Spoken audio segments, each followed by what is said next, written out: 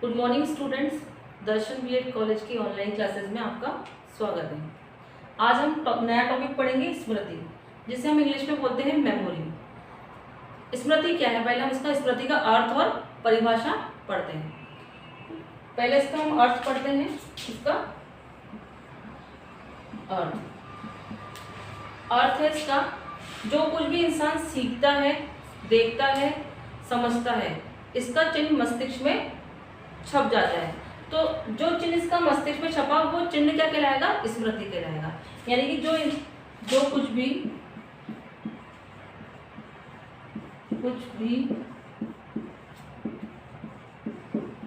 इंसान सीखता है,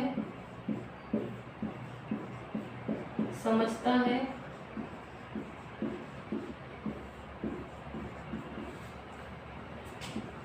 वह उसके मस्तिष्क में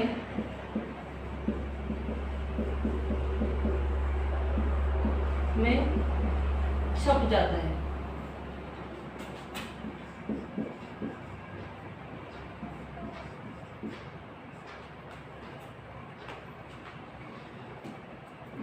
तो जो चीज छपी, जो मस्तिष्क में जो चीज छपी वो क्या कहलाएगी? स्मृति कहलाएगी।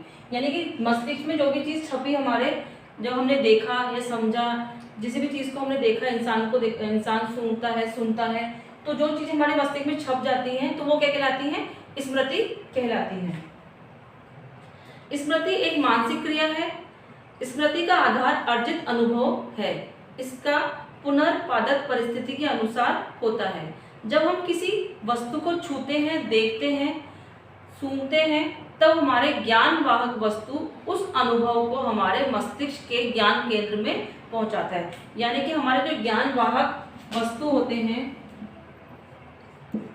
ज्ञान वाहक वस्तु कहाँ पहुंचाता है? हमारे ज्ञान केंद्र में पहुंच जाता है। ज्ञान केंद्र में ज्ञान वाहक वस्तु क्या करता है? हमारे ज्ञान केंद्र में वो चीज पहुंचाता है। ठीक है, तो ये जो छाप होती है वो वास्तव में क्या कहलाती है? स्मृति कहलाती है। तो अब हम पढ़ते हैं, स्मृति का अर्थ हमने समझा, अब पढ़ते हैं इसकी हम डेफिनेशन। अलग अलग ऑथर्स के अनुसार इसकी डेफिनेशन है। पहले हम पढ़ते हैं वुडवर्थ के अनुसार।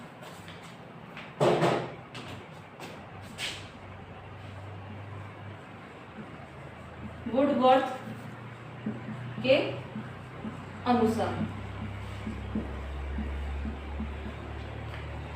के अनुसार स्मृति क्या है? जो बात पहले सीखी या सीखी जा चुकी है उसे हम क्या बोलते हैं? स्मृति कहते हैं। जो बात पहले सीखी जा चुकी है वह क्या कहलाती है?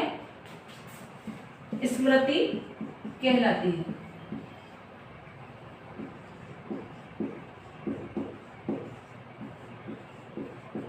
यानी कि जो भी बात हम पहले सीख चुके हैं, पहले हमारे फ्यूचर में हमने वो जो चीजें सीखी है, तो वो क्या कहलाती है? सीखी हुई चीज क्या कहलाती है? स्मृति। यानी कि हमारे दिमाग में वो चीजें सेव है, हमारे मस्तिष्क में वो चीजें छपी हुई है। ऐसे ही दूसरे ऑथर के अनुसार है, स्काउट के अनुसार।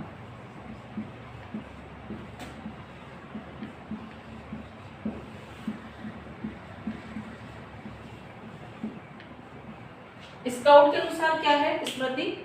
स्मृति एक आदर्श पुनरावृत्ति है। स्मृति क्या है? एक आदर्श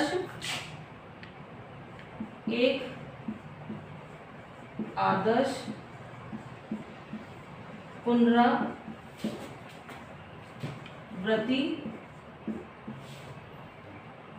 है। स्मृति क्या है? एक आदर्श पुनरावृत्ति है। इसके अनुसार ये रेफरेंस किसने दी है? स्काउट ने। अब हम आगे पढ़ते हैं स्मृति के अंग।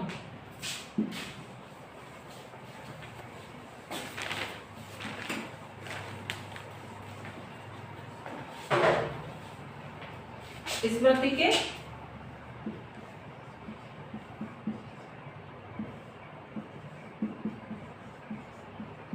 स्मृति के अंग।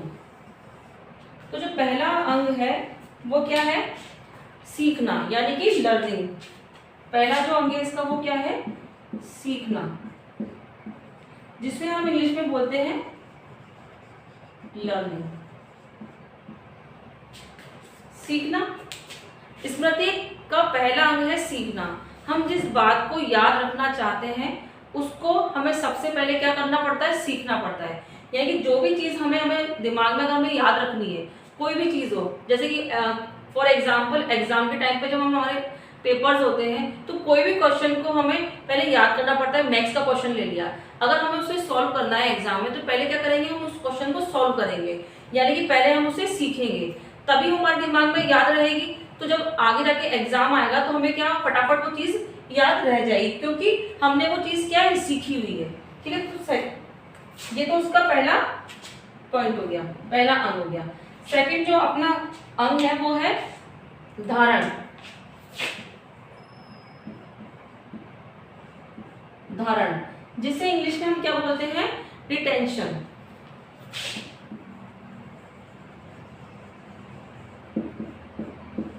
धारण करना, यानी कोई भी चीज को हम धारण कर रहे हैं। जैसे कि जो चीज हमने सीखी उसको हम क्या करेंगे? धारण करेंगे। किसमें? हमारे मस्तिष्क में। तो जिसका जो दूसरा अंग है वो क्या है? धारण। जैसे कोई भी हमने कुछ चीज सीख ली, ठीक है, मस्तिष्क में संचित रखना, यानी उसको एक तरीके से हम ये भी कह सकते हैं कि धारण करना क्या होता है? हमारे मस्तिष्क में जो भी चीज हमने सीखी है उसको संचित करके रखना, यानी कि सेव करके रखना, क्या कहलाएगा? रिटेंशन कहलाएगा, जिसको हम बोलते हैं हिंदी में धारण करना। थर्ड जो है इसका अंग है पुनर्स्मरण।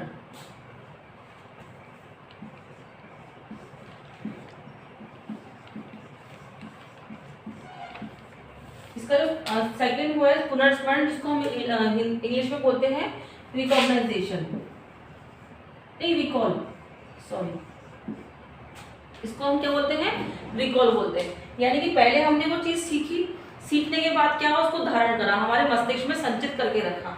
फिर क्या होगा? जब भी आगे जाके हमारे को उसकी कोई चीज हमारे सामने आती है तो हम क्या करेंगे? उस बात को याद करने की कोशिश करेंगे कि हमने पहले क्या चीज हमने सीखी थी। स्मृति की तीसरी अंग पुनर्स्मरण है। इसका अर्थ है सीखी हुई बात को अचेतन मन से चेतन मन के अंदर लाना, यानी कि अचेतन मन से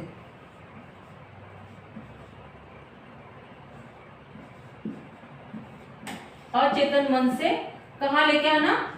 चेतन मन। अचेतन मन से चेतन मन की ओर लेके आना, तो वो क्या कहलाएगा? पुनर्स्मरण। यानी कि जो बात जितनी अच्छी तरह से धारण की गई होगी, अगर मान लो हमने धारण अच्छे से करी होगी तो उसे हम रिकॉल जल्दी से कर सकते हैं। अगर अच्छा तरीके से हमने उसको धारण किया हुआ है, हमारे दिमाग में संचित करके रखा हुआ है, तो क्या होगा कि हम उसको जल्दी से रिकॉल कर लेंगे। क्यों? क्योंकि वो हमने अच्छे तरीके से धारण की हुई है। यानी कि कोई भी चीज अगर हमने अच्छी तरह से सीखी हुई है, उसको दिमाग में हमने फिट कर रखी है, हमारे दिमाग में अच्छी तरह से वो सेव है, तो क्या होगा? जब भी हम उसको रिकॉल करेंगे, याद करने की कोशिश करेंगे, पुनर्स्मरण करने की कोशिश करेंगे, तो क्या होगा? वो हमें जल्दी से याद आ जाएगी।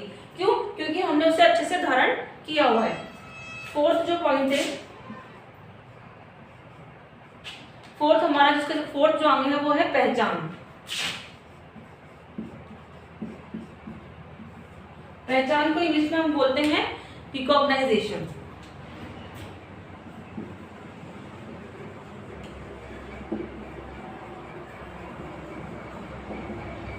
रिकॉग्निशन, ठीक है। तो यानी कि जैसे हमें उसको रिकॉल किया, इसका पूरा स्टार्टिंग बताती हूँ। कोई भी चीज हमने सीखी कैसे? जैसे मान लो हमने किसी इंसान को देखा, हमने सीख लिया कि हाँ ये हमारे चाचा हैं या फिर कोई हमारे रिश्तेदार लगते हैं, उसको बाद हमारे दिमाग में उसको धारण कर लिया है, अच्छे से दिमाग में फिट कर लिया है, तो क्या होगा?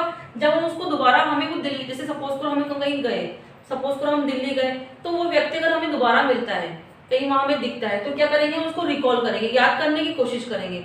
अगर हमने उसको अच्छे से धारण किया हुआ है, अगर हमने उसको अच्छे से धारण करा हुआ है, तो क्या होगा? हम फटाफट पहचान जाएंगे उसको रिकॉल, हमारे दिमाग में रिकॉल करके क्या होगा? हम उसको पहचान जाएंगे कि ये व्यक्ति हमें उस जगह मिला था, उस जगह हमने इस व्यक्ति को देखा था, यानी कि हमने उसकी अच्छे से पहचान कर ली। किसके द्वारा करी? पहले हमने सीखा, सीखने के बाद उसको हमने अच्छे से धारण किया, धारण करने के बाद हमने उसको पुनर्स्मरण करा, और पुनर्स्मरण करने के बाद क्या होगा? जब हम उसको वापस पहचानेंगे तो हम उसको अच्छे से पहचान जाएंगे कि इस व्यक्ति को हमने वहां देखा था। ठीक है, तो आज के लिए इतना ही। Next class. ओके।